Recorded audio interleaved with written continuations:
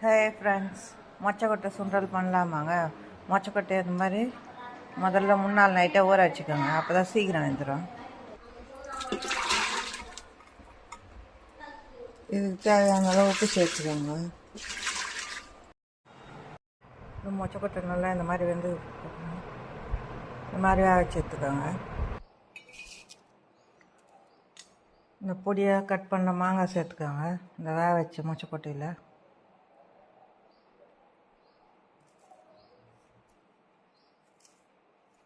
அப்படியே பொடியாக கட் பண்ண கேரட் சேர்த்துக்கோங்க.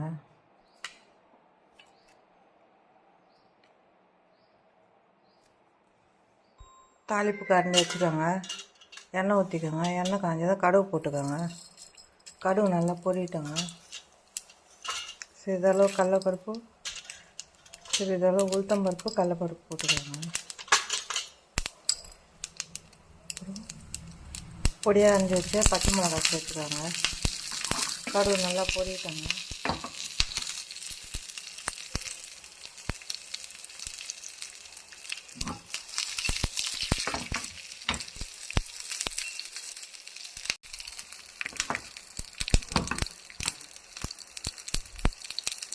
நல்லா பொரிஞ்சோங்க.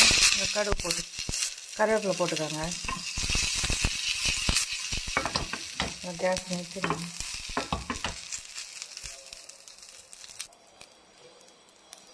இந்த தாளிப்பை இதில் சுண்டலில் கொட்டிக்கோங்க.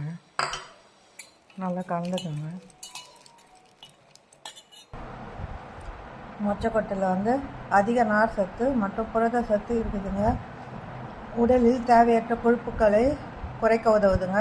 உடல் எடையை வேகமாக குறைக்க உதவுதுங்க. இதில் உள்ள கால்சியம் மற்றும் மெக்னீசியம் வந்து எலும்பை வலுப்படுத்துகிறது, மூட்டு வலி போக்குதுங்க.